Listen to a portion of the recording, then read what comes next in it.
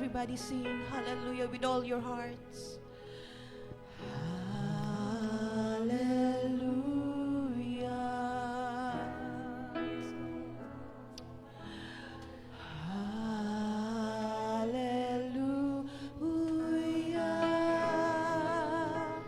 For the Lord God Almighty reigns.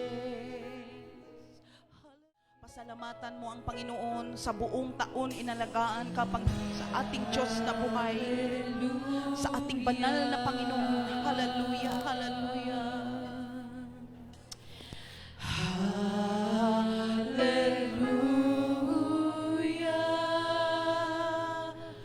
For the Lord God Almighty reigns. Continue to raise your hands to the Lord. Thank you, Lord, for this brand new year, oh God. Thank you, Lord, for the new beginning. Hallelujah. Hallelujah. Hallelujah.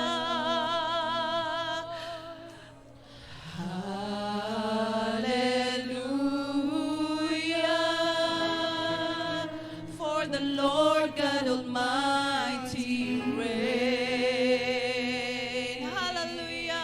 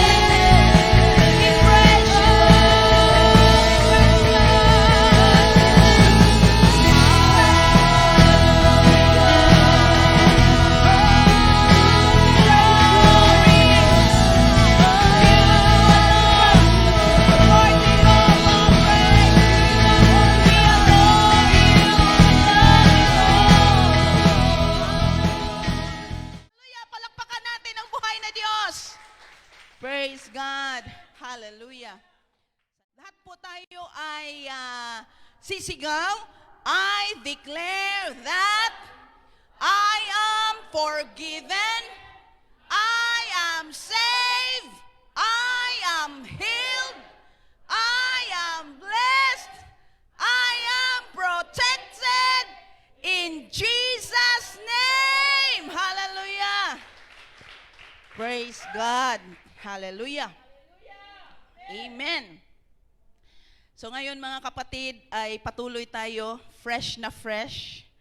Kaya nga ang ating tatalakayin ngayon, fresh start. Hallelujah. Let's open our Bible in the book of Isaiah chapter 43 verses 18 to 19. Inaanyayahan ko po ang lahat ng mga manonood natin na nasa kanilang tahanan lamang nabuksan ang ating mga Biblia sa aklat ng Isaiah at hiniling ko rin na tayo po ay patuloy na imbitahan natin ang ating mga kasambahay na sila po ay makinig ng salita ng Diyos. It's the Lord's Day, kaya bigyan natin ng panahon na pakinggan ang salita ng ating Panginoon.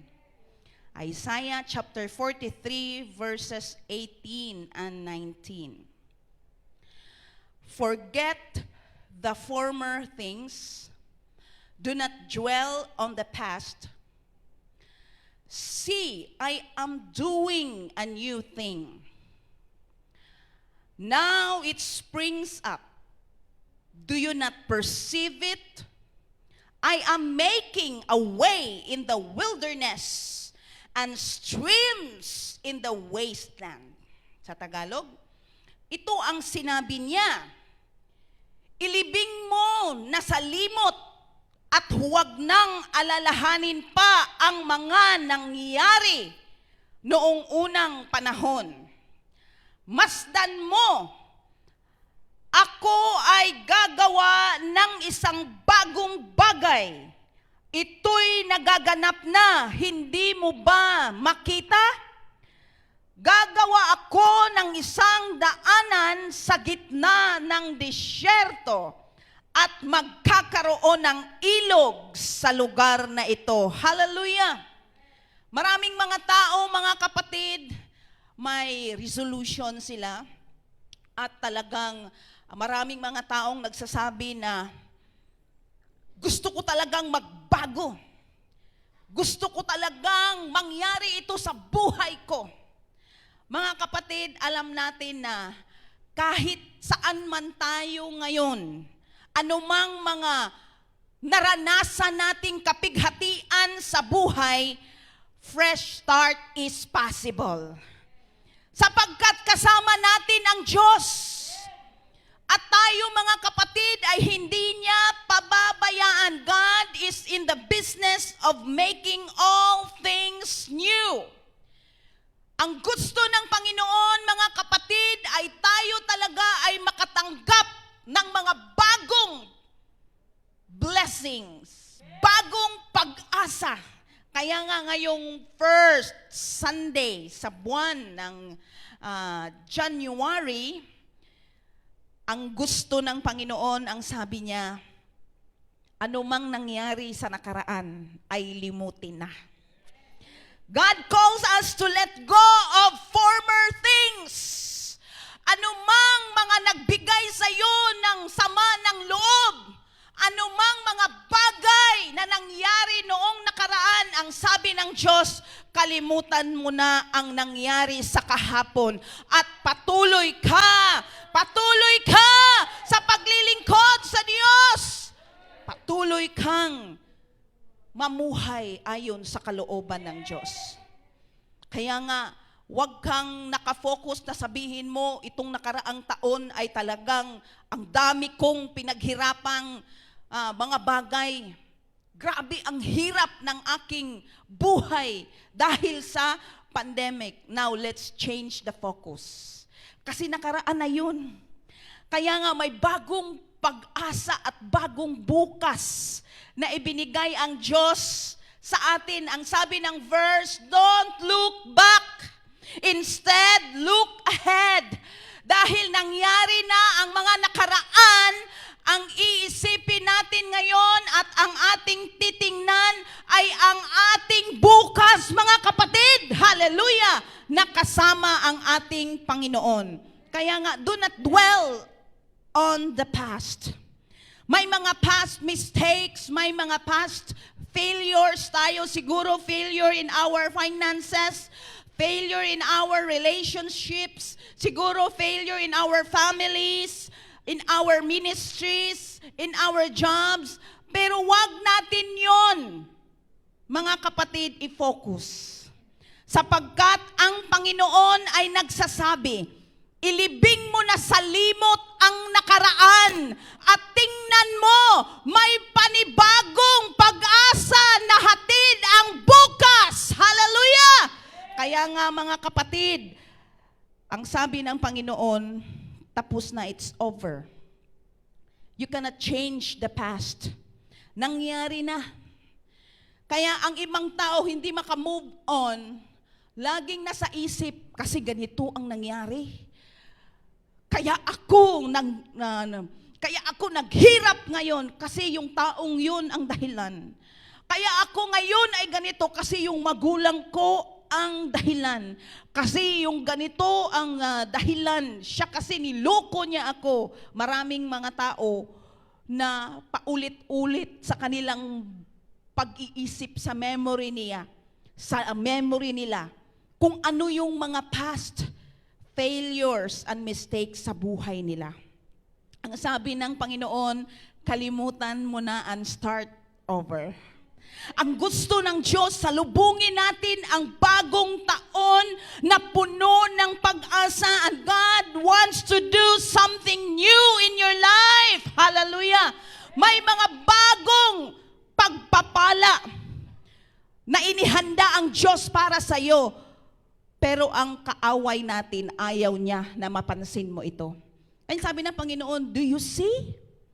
God is inviting us to see. Do you not perceive it? Hindi mo ba nakikita? Ang kaaway natin, Satan, does not want you to have a fresh start.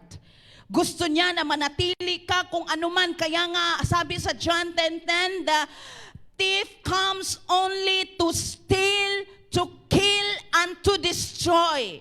Gusto niyang wakasan, o gusto niya, mga kapatid, na mawala ang pag-asa mo. Gusto niyang sirain ang kinabukasan mo, pero ang sabi ng Panginoon, God says, don't think about the past. Nakalipat na yon. Lumampas na. Hindi mo na maaari pang balikan. Kaya ang sabi niya, fresh start. How to make a fresh start?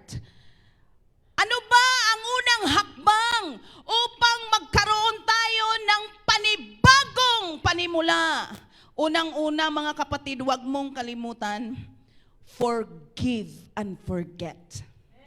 Siguro, nakarinig ka na ako ay magpatawad pero hindi makalimot. At hindi yan biblical.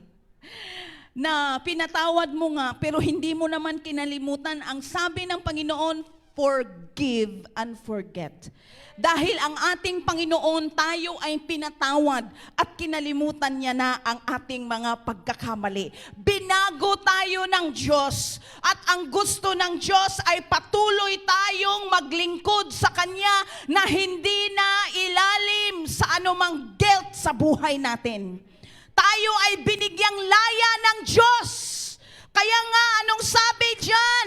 Forgive and forget. Kung gusto mong magkaroon ng fresh start, marunong kang magpatawad. Sabihin mo, forgive. Kailangan kang magpatawad. Sabihin mo sa iyong katabi, kailangan kang magpatawad. Forgive. Forgiveness is hard to practice, even sa ating mga Christians. But when you forgive, you open the door of blessing. Kapag ikaw ay marunong magpatawad, inalis mo ang anumang hadlang ng pagpapala. Kaya nga, mga kapatid, ang sabi ng Panginoon, magpatawaran kayo. Kailangan patawarin ninyo ang isa't isa. Hindi kailangan na papasok ang bagong taon na may sama tayo ng loob. Release it. Let go. Surrender everything to the Lord. At matanggap mo ang pagpapalang galing sa Panginoon. Hallelujah!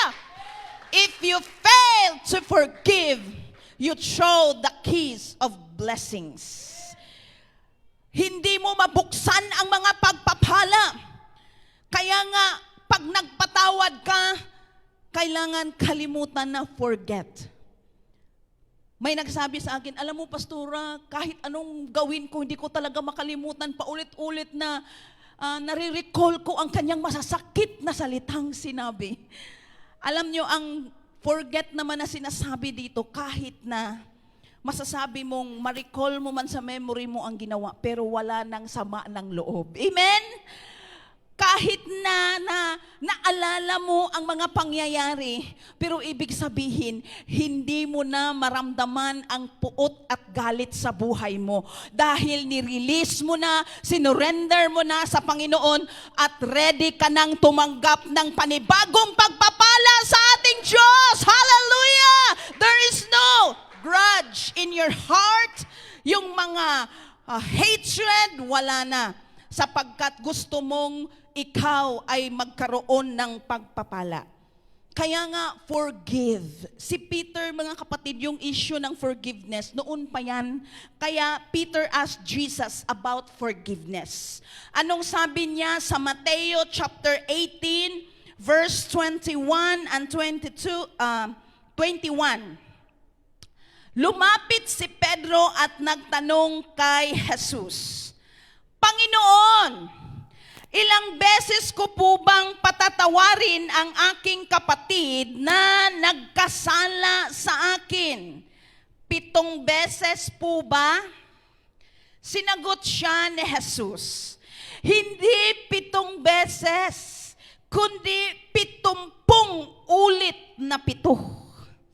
Ibig sabihin, mga kapatid, ang sabi ni Lord, hallelujah, walang limitation ang pagpatawad.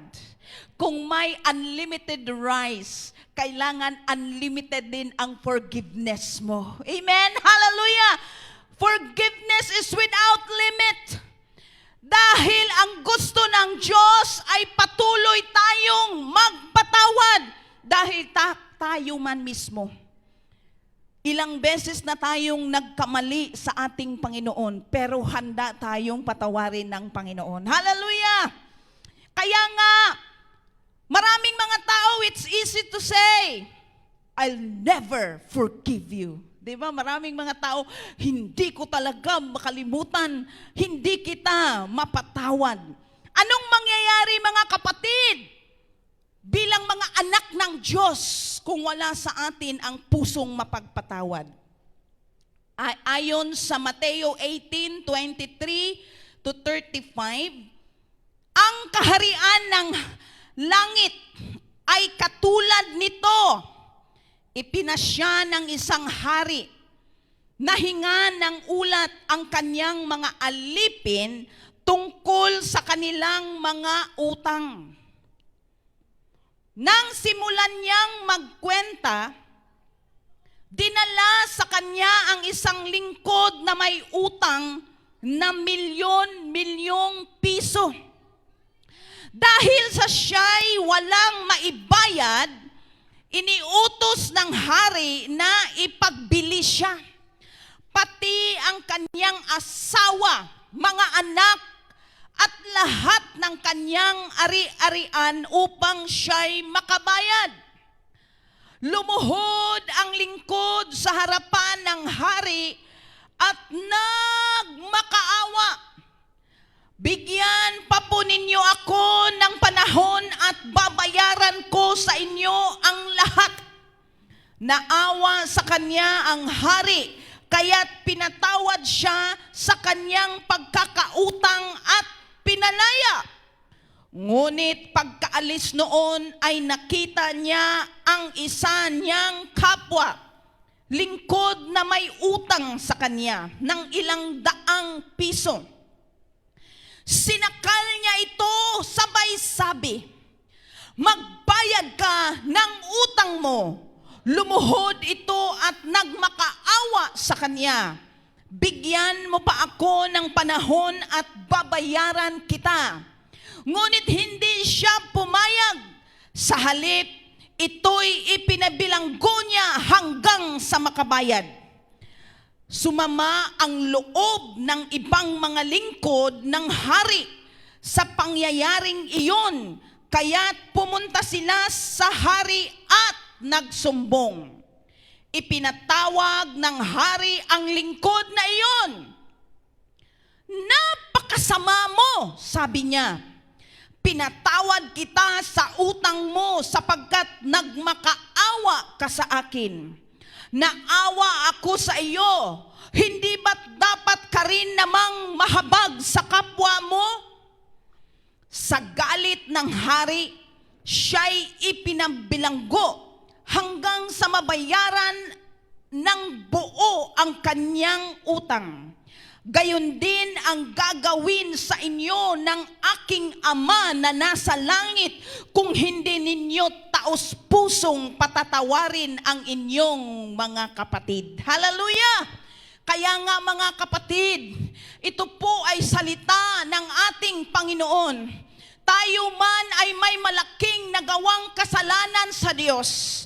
At dahil sa pag-ibig ng Diyos, noong tayo ay lumapit sa Kanya, nagpapakumbaba sa ating sarili, tayo ay pinatawad ng ating Panginoon.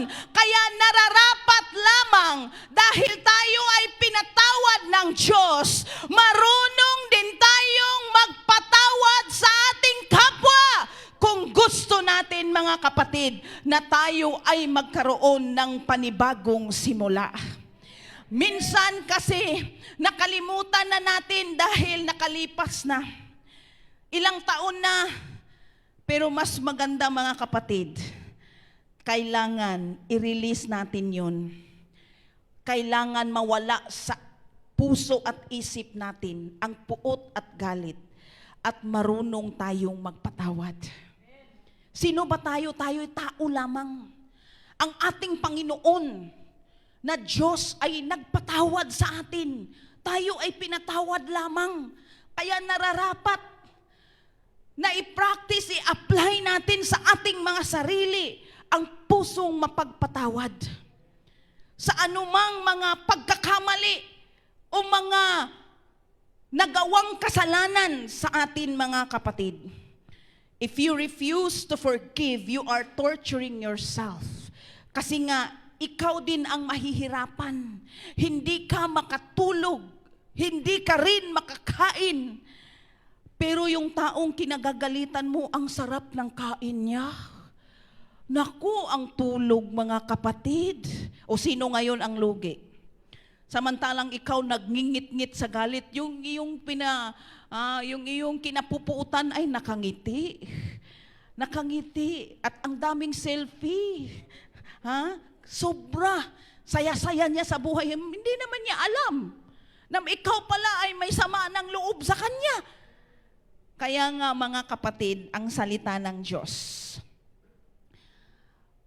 marunong kang magpatawad upang makamove on ka na. Anong sabi sa Luke 17 chapter 17 verse 3 and 4? Kaya't mag-ingat kayo. Kung magkasala sa iyo ang kapatid mo, pagsabihan mo, at kung siya'y magsisi, patawarin mo. Kung 7 ulit siyang nagkasala sa iyo, sa maghapon, at 7 ulit ding lumapit sa iyo at sabihin niyang, nagsisi ako, dapat mo siyang patawarin. Ibig sabihin, sabihin mo. We do not tolerate sin. Pero ibig sabihin, sabihin mo kung ano yung pagkakamali niya. At kapag siya'y nagsisi, patawarin mo. Tell your brother his fault. Tell your sister her fault. Ano ba ang kanyang kasalanan? Minsan, hindi pala alam ng taong yun na ikaw pala ay may kinikimkim na galit. So, ang sabi ng Panginoon, sabihan mo, pagsabihan mo. At ang sabi ng Diyos, kapag siya'y nagsisi, patawarin mo. Repentance is important. Kailangan talaga na taos-puso ang pagpapatawad mo, ganun din ang taos-pusong pagsisisi. Kaya pagsabihan, kung may mga pagkakamali, pag-usapan. Alisin ang anumang poot at galit. Dahil yan ay hadlang sa ating mga pagpapala. At walang makakapasok sa kaharian ng Diyos kapag may poot at galit ang puso mo. Yan lang ang makahadlang sa ilang taon na paglilingkod mo. Yan lang ang hadlang na ikaw ay hindi matanggap sa kaharian ng Diyos dahil may kinikimkim kang galit. Kaya i-release mo yan. Iwaksi mo yan. Ilibing mo na sa limot. At ikaw ay magpatuloy mamuhay kasama ang pagpapala at ang awa, grasya ng Diyos sa buhay mo, mga kapatid. Ephesians chapter 4, 31 to 32. Alisin na ninyo ang lahat ng sama ng loob, puot at galit. Huwag na kayong mambubulyaw, manlalait at mananakit ng damdamin ng kapwa. Sa halip, maging mabait kayo at maawain. Magpatawad kayo sa isa't isa tulad ng pagpapatawad sa inyo ng Diyos dahil kay Kristo. Kaya nga laging inihahambing na tayo ay pinatawad. Pinapaalala sa atin tayo ay pinatawad ng Diyos. Kaya dapat tayo ay marunong ding magpatawad. At kung magpatawad ka, forgive and forget. Huwag kang parang sirang plaka na paulit-ulit. Pag meron na namang ikaw, nakitang hindi ulitin mo na naman ulit. Forgive and forget. Malinaw ang biblical na itinuro ng ating Panginoon. Ano pa ang gagawin natin upang magkaroon ng fresh start? Pangalawa, look forward. Hallelujah. Huwag kang lingon ng lingon. Ang sabi ng Panginoon, look for new things. Anumang mga panibagong sigla, mga panibagong pag-asa ang ginawa ng Panginoon sa buhay mo. See, I am doing a new things. Hindi mo nakita ang mga bagong pagpapala ng Panginoon. Busy ka kasi na ikaw ay laging nagsasaliksik sa mga taong nagkamali sa iyo. Busy ka, lingon ka ng lingon kung anong nangyari. Ay, ganitong nangyari nung pandemic. Ay, ganito. Bibilang ka ng kung anumang mga failures, kung anumang mga masasakit na mga alaala. Yun ang binibilang mo kasi. Kaya hindi mo nakikita na mayroong mga blessings na inihanda ng Panginoon sa iyo. Kaya ang sabi niya, see, I am doing a new things. Tingnan mo, masdan mo, may mga panibagong pagpapala ako para sa iyo. Kaya kung gusto natin makita at matanggap, limutin ang nakaraan. Look forward sapagkat ang Panginoon ay may itinatalaga sa bawat isa sa atin, mga kapatid. Quit living in the past. Kahit nung mga nakalipas na mga buwan o taon, ang sabi ng Panginoon, mag-focus ka sa darating.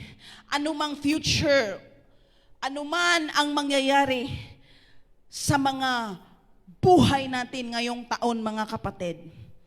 Kaya nga, sabihin natin sa ating sarili, anumang nangyari, nakaripas na kasi yun. Forget what happened yesterday. Alam mo, maging masaya ka. Maging masaya ka kung mapagpatawad ka. Maging masaya ang buhay mo kung ikaw ay palaging nakatingin sa iyong kinabukasan. Put the past behind and look forward. Alam ko may blessing akong matanggap. Kaya nga sa paggising mo pa lang sa umaga, Lord, salamat, may blessing akong matanggap ngayon. Lord, salamat, Panginoon. Pagpapala ang araw na ito. Lord, salamat, Lord. May miracle na aking matanggap ngayon. Lord, salamat, Panginoon, na may kagalingan ako sa araw na ito. Panginoon, salamat na may katugunan ako sa araw na ito. Hallelujah! Praise the name of the living God. God will heal your broken heart. Kung anuman ang mga nangyari sa buhay mo, let go and look ahead. Tingnan mo, ano ba ang mga surprises ni Lord sa iyo? Kaya nga, forget the pain of yesterday. Anumang pangyayari, Lord, ikaw na ang bahala sa amin. Ang gusto ko, Panginoon, tingnan ang mga blessings na inihanda mo sa akin. Kaya nga, tayong mga Christian, look ahead. Hallelujah! Andyan, marami pala ang mga pagpapala na para sa'yo. I-appreciate mo yun, kapatid. Kaya ang sabi ng Panginoon, the Lord is doing new things. Do you not perceive it? Hindi mo ba nakita? Andyan na. Ang sabi ng Panginoon, it springs up. It is growing. Ibig sabihin, mga kapatid, andyan na. Andyan na sa harapan mo. Kailangan mong tingnan ang matagal mo nang pinag-pray sa Panginoon ay ibibigay niya sa iyo. Keep moving forward. Hallelujah. Don't stay where you are. Don't go backward. Go ahead. Gusto ng Panginoon. Tayo naman ngayon, bagong taon, tuloy-tuloy tayo. Anumang pag-asa, masaya tayo. Anumang pangyayari, may mga bagay na hindi maganda pangyayari. Lord, salamat Panginoon. Marami tayong natutunan at ang sabi ng Panginoon, huwag kang lingon ng lingon. Anong sabi sa Luke chapter 9:62? At ganito naman ang tugon ni Jesus. Sino mang magsimulang mag-araro, ngunit panay ang lingon ay hindi karapat-dapat sa kaharian ng Diyos. Meron bang nag-araro? Lingon ka ng lingon. Anong mangyayari sa inaararo mo? Hindi ka nakafocus doon. So, pag nakalingon ka ng lingon, may natandaan ba kayo kung sino yung taong lumingon? Anong nangyari sa kanya? Anong sabi sa Luke chapter 17:32? Remember Lot's wife. Sa New Testament, sinabi talaga yan. Remember Lot's wife.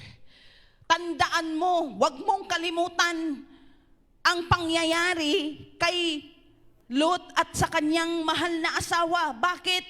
Ang sabi ng Panginoon, huwag kang lilingon. Ang sabi naman dito, mga kapatid, sa Genesis 19:26, but Lot's wife behind him looked back and he became a pillar of salt.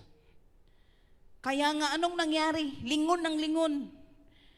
Imbis na siya ay tumingin sa bagong pag-asa, bagong buhay na ibinigay ng Diyos, lumingon siya. Why? Dahil gusto niyang bumalik. She wanted to go back. Ayaw niyang sumunod sa kalooban ng Diyos.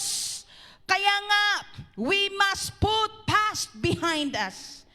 Kailangan mga pangyayari na nakakaapekto sa ating buhay. Mga kapatid, isurrender natin sa Diyos. Lord, alam ko po, mga pinagdadaanan ng pamilya namin, ng aking buhay, nasa iyo na. At alam ko, kung anumang nawala sa akin, kung anuman ang mga pangyayaring nawala sa akin, ibabalik mo ito, dubli pa ang mga pagpapalang ibalik ng ating Panginoon. Hallelujah! Kaya ang sabi mga kapatid sa Philippians chapter 3:13 and 14, brother and sisters, I do not consider myself yet to have taken hold of it. But one thing I do, forgetting what is behind and straining toward what is ahead. I press on toward the goal to win the prize for which God has called me heavenward in Christ Jesus. Kaya ang taong positibo lamang na kahit anuman ang mangyari, sige lang, may Diyos naman tayong maasahan. Okay lang yun. Meron nga akong kakilala, sabi niya, talagang believe talaga ako sa taong ito.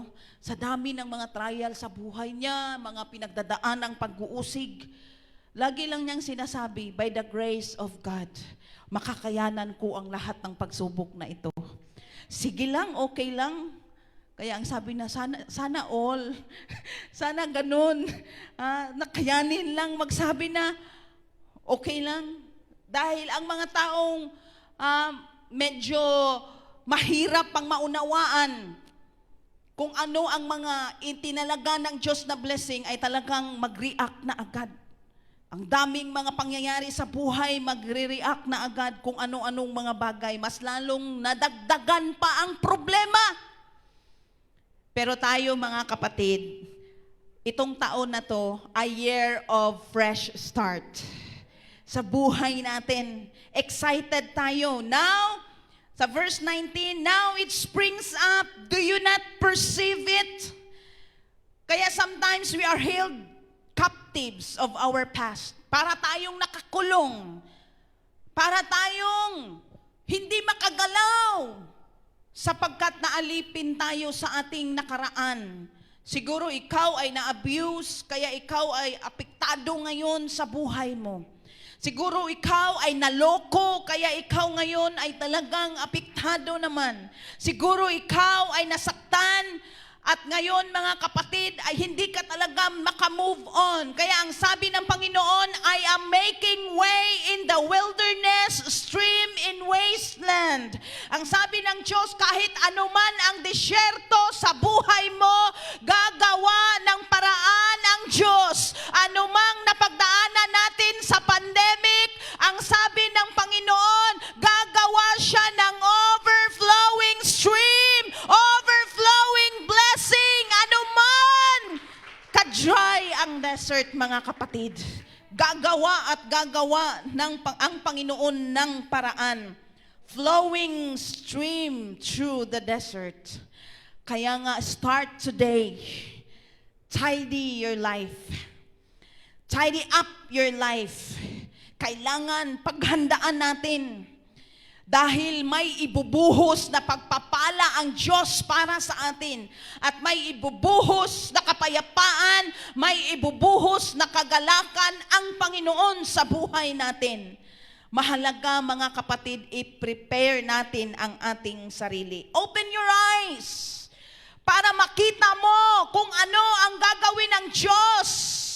I will do something new. Mga bagay na hindi pa natin nakikita o mga natuklasan. Sabi ng Diyos, I will do great and mighty thing which you do not know. Mga bagay na hindi pa natin nasusukat, nakikita, mga kapatid. Ang Panginoon ay may nakahanda na pala para sa atin. Kaya nga gusto ni Lord na i-restore natin ang ating faith. Kung nanghina man ang ating pananampalataya, if there is a wilderness, God is making a way. If there is a desert, God will make overflow. Flowing stream. Yun, mga kapatid, ang dapat nating tingnan. Huwag ang napaka-dry naman ang buhay ko, talagang matumal ang buhay ko ngayon. Huwag ang ganun mga negative ang makita natin, kundi kung ano ang positibong mga bagay na inihanda ang Lord sa atin. Kaya start your year with God. Gusto natin na maging happy ang New Year natin? Start your year with God. Nakasama mo ang Panginoon. Let God renew us. Let God do a new things in our lives. Kaya nga itong si King David, may resolution siya. Gusto niya na siya, mga kapatid, ay patawarin ng Diyos at magpatuloy siya sa kanyang paglilingkod. Kaya ang sabi ng Panginoon sa Psalms 51 verse 10, sabi ni David sa Panginoon, create in me a clean heart, O God, and renew a steadfast spirit within me. Yun ang resolution niya. Yung resolution mo ba, Lord? Talaga, ano kaya ang mga bagay na pangako mo, nag-vow mo sa Panginoon? Pero itong si David, sabi niya, create in me a clean heart. Renew me, Lord. Ang ganda ng kanyang resolution. Gusto niyang mas lalong mapalapit sa Diyos. Kaya start the new year right. New heart, new hope, new life with God. Hindi lang na gusto ko talaga, ganito ang mangyari sa buhay mo. Kailangan, number 1, kasama natin ang ating Panginoon.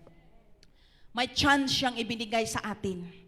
Buhay tayo, malakas tayo, matatag tayo, dahil ang gusto ng Diyos na tayo ay magpatuloy sa paglilingkod sa Kanya. Anong sabi sa 2 Corinthians 5:17? Therefore, if anyone is in Christ, he is a new creation.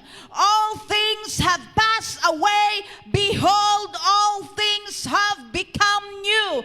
Kung gusto natin na matanggap ang mga pagpapala at magkaroon tayo ng fresh start, mga kapatid, we must rededicate ourselves to the Lord. Hallelujah! Kailangan tayong mas lalo pang maging malapit sa ating Panginoon. Kailangan, mga kapatid, huwag nating sabihing second lang si Lord. Kailangan first talaga si Lord sa buhay natin. If we seek first the kingdom of God, all, anong sabi niya? All will be added unto you. Kaya kung gusto nating magkaroon tayo ng new beginning, fresh start sa buhay natin, umpisahan natin ang ating relasyon sa Diyos. Kamusta naman ang ating relasyon sa Diyos? Mga kapatid, kung may mga pagkukulang tayo, repent. Kung may mga failures tayo, may mga mistakes tayo, repent. Repentance is the first step para magkaroon tayo ng fresh start. Yun ang ating alalahanin. Dahil hindi tayo makapagpapatuloy sa paglilingkod kapag meron tayong mga itinatagong kasalanan. We are called to seek forgiveness for our sins. Gusto ni Lord matanggal ang anumang mga bumabalakid sa atin. Repentance, to turn from sin. Ayaw ng Panginoon na tayong mga Kristiyano ay magpatuloy sa paggawa ng kasalanan. Jesus Christ offers forgiveness to all. Gusto ng ating Panginoon linisin ang ating puso at isipan at humarap tayo sa Diyos. Mapayapa, masaya, na walang hadlang sa ating buhay, mga kapatid. And by the blood of Jesus, kapag tayo'y lumapit, papatawarin tayo ng ating Panginoon. You are free. You are forgiven. Ang ating kasalanan, kinalimutan, pinatawad na tayo ng ating Diyos. Kaya malaya tayo, hindi na tayo alipin sa nakaraan. Dahil inihingi na natin sa Diyos ang lahat ng ating kasalanan. Binigyan na tayo ng kalayaan ni Lord. Huwag mo na sabihin, alam mo ako, ganito ako noon eh. Kaya hindi ako masyadong nagpa-participate sa church kasi alam mo na, meron akong mga kahinaan. Alam mo palang may kahinaan ka. Humingi ka ng tulong sa Diyos. Sapagkat siya'y tutulong sa iyo na bibigyan ka ng kalakasan. Hallelujah! Anong sabi sa Proverbs chapter 28:13? Whoever conceals their sins does not prosper, but the one who confesses and renounces them finds mercy. Ang nagkukubli sa kanyang sala ay hindi mapapabuti, ngunit kahahabagan ng Diyos ang nagbabalik loob at nagsisi. Kahahabagan tayo ng ating Panginoon. Ang Diyos ay maawain at kapag lumapit tayo sa Kanya na may pagpapakumbaba, hindi tayo mapapahiya sapagkat handa ang Diyos na patawarin at linisin tayo. Ano man kalaki, kaitim ang kasalanang nagawa natin, mga kapatid. Yun ang sikreto. Repentance brings a happy new year. Sa buhay natin, yun ang nawala sa atin. Kapag tayo ay marunong, mga kapatid, lumapit sa Diyos ng may kapakumbabaan, mafe-feel natin ang presence ni Lord. Mafe-feel natin ang kagandahang loob ng ating Panginoon. Kaya nga, ano pang sabi ni David sa kanyang resolution sa Psalms 116 verse 2? Ako'y kanyang dinirinig tuwing ako'y tumatawag, kaya nga habang buhay ko'y sa'yo laging tatawag. Sabi niya, Lord, lagi kitang tatawagin, lagi akong mananalangin sa'yo. Kaya nga ngayon, bagong taon, dapat kasama sa ating mga vow sa Panginoon na maging prayerful tayo. Na mas lalong maging close ang ating relationship sa Panginoon. May oras tayo.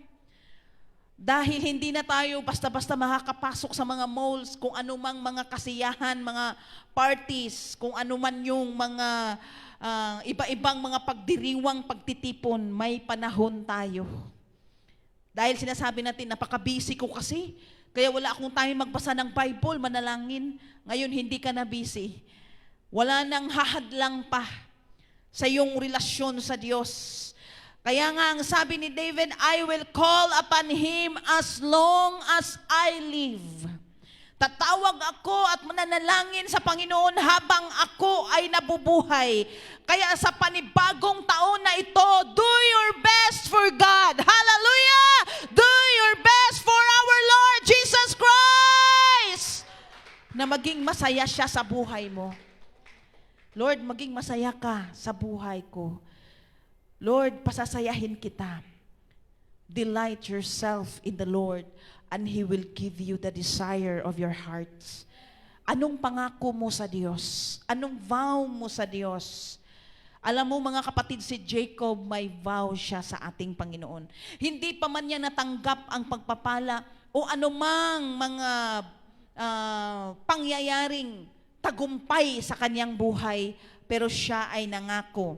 Anong sabi niya sa Genesis chapter 28 verse 20? Nangako si Jacob ng ganito, O Yahweh, kung ako'y sasamahan ninyo at iingatan sa paglalakbay na ito, pakakainin at dadamitan at makakabalik na muli sa bahay ng aking ama.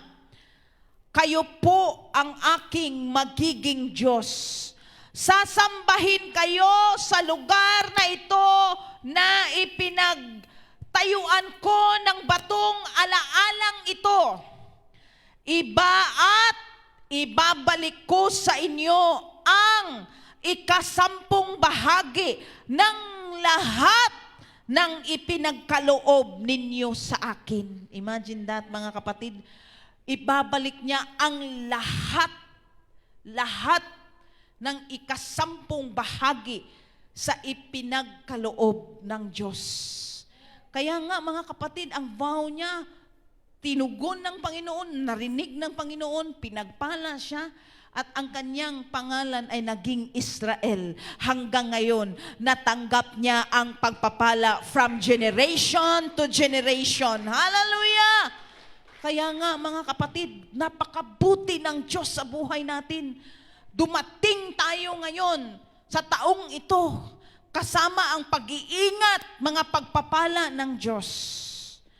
Kaya nga, we can never repay Jesus Christ for all that He has done. Anumang ginawa ng ating Panginoon, huwag mong sabihin, magbibigay ako pambayad sa kabutihan ng Diyos. Hindi mo kayang bayaran ang kabutihan ng Diyos.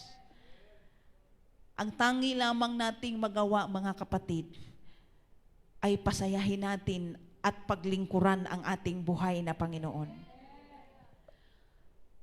Tinubos tayo ng ating Diyos upang malaya nating matanggap ang pagpapala. Sapagkat ang kasalanan ay hadlang talaga yan ng pagpapala. Kaya kapag tayo'y lumapit sa ating Panginoon, pinatawad tayo, tinanggal niya ang anumang mga balakid sa buhay natin. Anong sabi sa Ephesians chapter 1 verse 7? Tinubos tayo ni Kristo sa pamamagitan ng kanyang dugo at pinatawad ang ating mga kasalanan. Ganon kasagana ang kanyang kagandahang loob kahit anong mangyari. Ganon, mga kapatid, ang Diyos. masagana ang kanyang kagandahang loob sa bawat isa sa atin. Hallelujah! Kaya nga, kung tayo man ay humihingi ng mga financial material blessing, siguraduhin natin na pinatawad na ang ating mga kasalanan. Siguraduhin natin na tinanggal na ng ating Panginoon ang lahat ng balakid sa buhay natin. Huwag tayong nakafocus lang sa mga bagay na mawawala, temporaryong bagay lang. Ang isipin natin, mga kapatid, tayo ay anak ng Diyos, binago ng ating Panginoon at pinatawad na ng ating buhay na Diyos. Hallelujah! Yun ang mahalaga sa buhay natin, mga kapatid. Anumang mangyari, anuman ang mga, kung babawiin man ng Diyos ang buhay natin, nandyan tayo sa kamay ng ating Panginoon. Happy ang ating New Year, mga kapatid. Hallelujah! Kaya ngayon, sa bagong taon, mga kapatid, pag sinabi natin New Year, new step in our work with God. Kasama talaga natin ang ating Panginoon. New Year, another year closer to God. Na tayo ay mapalapit sa Diyos. Refocus on our relationship with God. Tayo ngayon, mas paigtingin natin ang ating pagsiserve sa Panginoon, mga kapatid. Dedicate your life to the Lord. Lord, itong taon na ito, ang buhay ba natin? Anong kahalagahan kung wala ang Panginoon? Anong kahalagahan kung hindi maging masaya ang Diyos sa buhay natin?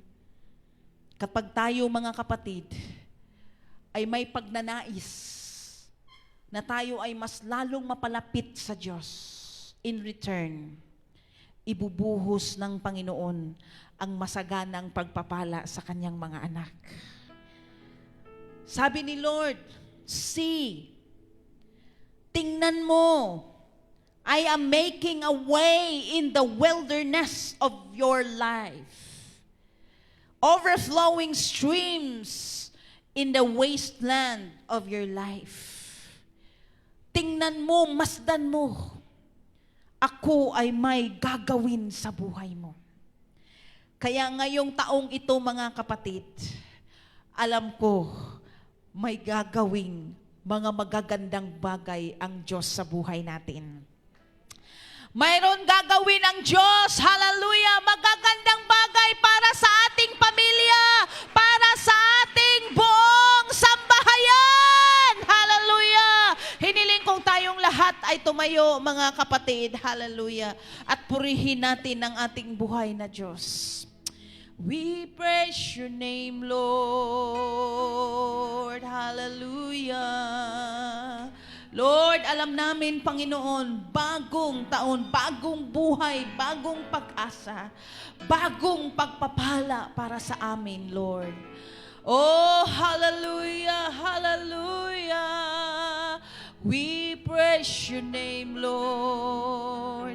Alam namin, Panginoon, ikaw lamang, Lord, hallelujah, ang solusyon. Ikaw lamang, O Diyos, ang aming pag-asa sa buhay. Alam namin, O Diyos, hallelujah, na sa mga darating na araw, Ikaw ay kasama namin. At alam namin hindi mo kami pababayaan kailanman. Oh, hallelujah, hallelujah. Salamat, Panginoon. Ang mahalaga, Lord, kami ay iyong mga anak. Kami ay iyong pinatawad. At binigyan, hallelujah, ng kaligtasan. Salamat, Lord. We are secure in your hand, O God. Lord, hallelujah, wala na kaming mahihiling pa, Panginoon. Salamat sa pag-ibig mo. Salamat, Lord. Hallelujah. Salamat, binago mo ang aming mga buhay. Salamat, binigyan mo kami ng pag-asa. Salamat, Panginoon, na ikaw ay aming nakilala. Salamat, Panginoon,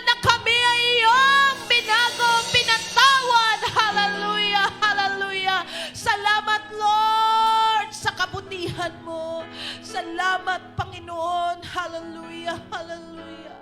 Salamat, Lord, sa bagong sigla. Hallelujah, hallelujah. Salamat, Panginoon. Hallelujah. Tunay kang tapat sa aming mga buhay. Oh, hallelujah, hallelujah. We praise your name.